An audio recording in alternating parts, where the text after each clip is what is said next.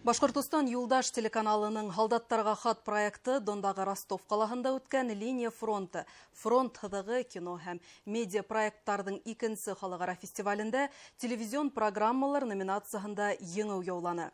Һаумыгыз эфирда интервью тапшыруы студиялы Гүзәл Мөхәммәтьянова. Студиябыз кунагы проекттың авторы Башкортостан Республикаһының атказанган матбугат һәм киң мәгълүмат саралары хезмәткәре Гүзәл Хәмитова. Гүзәл Чулпановна, һаумыгыз. Зур еңеүегез менән котлайбыз. Мәртәбәле сарала катнашып, еңеүгә өлгәшү еңелдән булмагандыр. Тәэсираттар ниндәй? Ысынлап та еңел булманы. Чөнки мына конкурска баргаста ук, фильмдарды карагаста ук мин мына сәгать хайын уйлап утырдым. Без ошо уровеньга лайыкмы, юкмы? Без ысын профессионалдармы, юкмы? Әмма ләкин мына гала концертта тапшырган вакытта премияны победитель исемен тапшырган вакытта мин уйлап утырам. Иң беренче лауреатты игълан иткән вакытта мин уйлап утырам. Ысын, бик һәйбәт, югары кимәлдә эшләнгән фильм ысын. Дөрес. Һуңнан икенче лауреат. Мин әйтәм, мин юк, безнең тапшыру юк. Был да лайык, был югары кимәлдә эшләнгән әйбер. Өченчеле һалдаттарга хат дип игълан иткәс, мин бер үзем залда вау дип кычкырдым. Сөнки арзаклы жюриның ошондай югары оценка кую, ул безнең өчен, безнең компания өчен, безнең республика өчен ул ысын булган шатлыклы хәбәр дип, шуңа күрә әлбәттә югары кимәлдәге эшләр арасында һезнең эшегез иң яхшыһы дип табылды. Шуңа бит куанабыз. Конкурска программаның икенче сыгарылышы тәкъдим ителде. Был сыгарылыш нимә турында бәян итә һәм ни өчен тап ошо сыгарылышты хайлап конкурска тәкъдим итәргә булдыгыз? Без урында тормайбыз. Менә «Һалдаттарга хат» дигән проект ул бик үзенчәлекле. Чөнки менә беренче сыгарылышта без билдәле булган кешеләрне күрәттек, улар егетләребезгә хат язды. Фидан агай Гафаров, Расул Карабулатов, Сара Буранбаева һәм башка. Билдәле актердар, алып баручылар. Безнең коллегалар Наил Юнусов, Дима Каретка. Һәм хатты язу гына түгел бит, уны бит алып барып, егетләргә тапшырып, һәм егетләрнең күз карашын күреп, уларның күңелдәрен пленкага төшерү.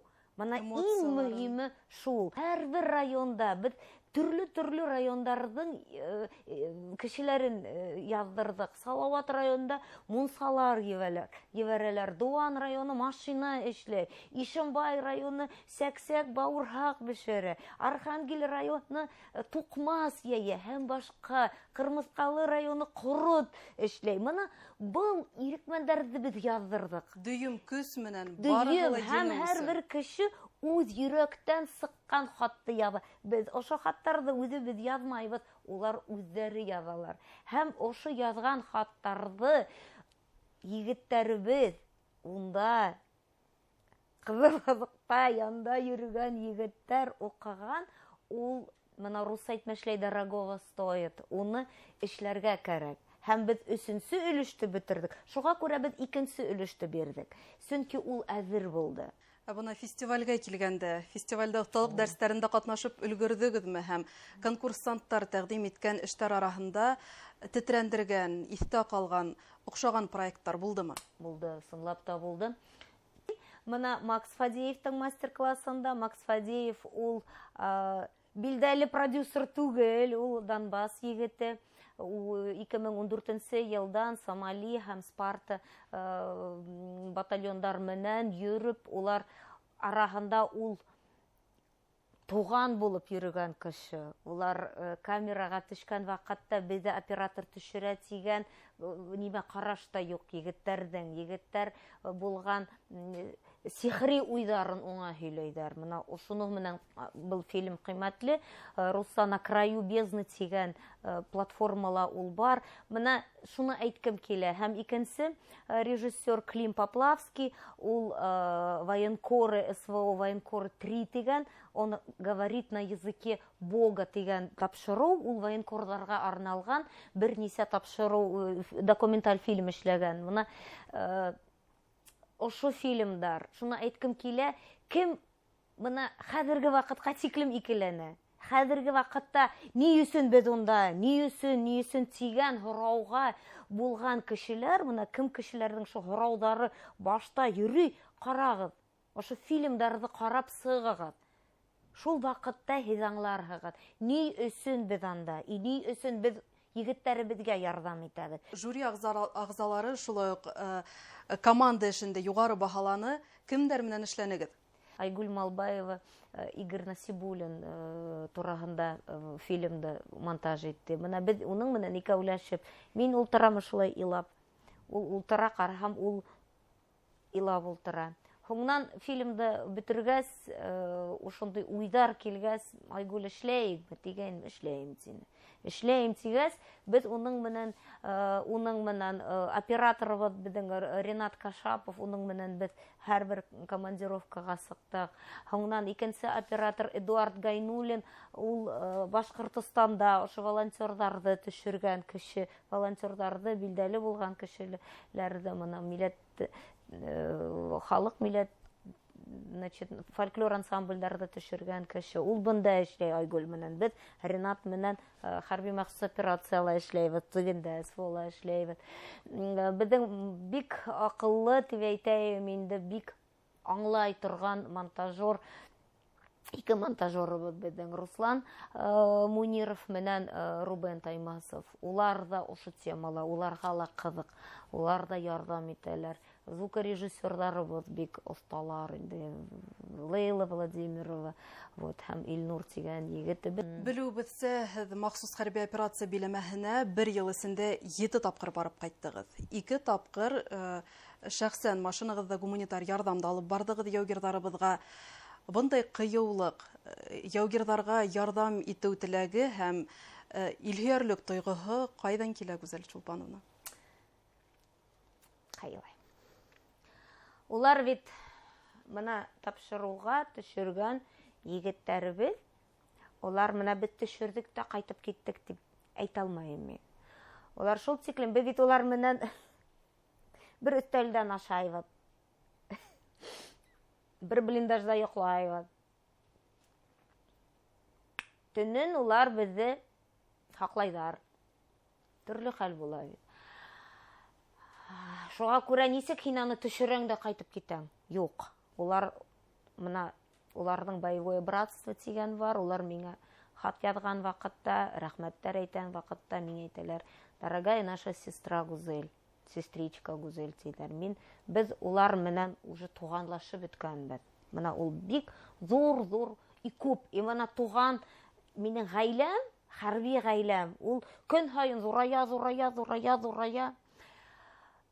Мин унда булгас, иң башта беләм нимә кәрәк.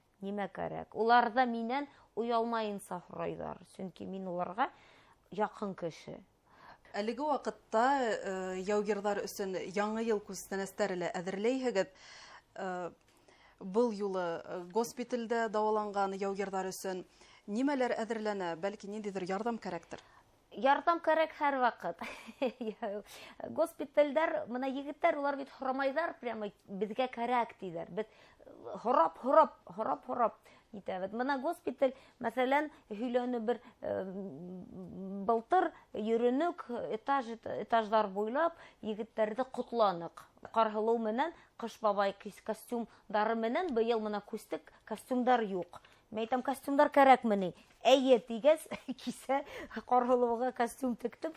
Кыш бабайга костюм кемдең костюмы бар, бәлки моны Тамашачылар. тамашачыларның костюм кем бүләк итәргә әзер, без риза.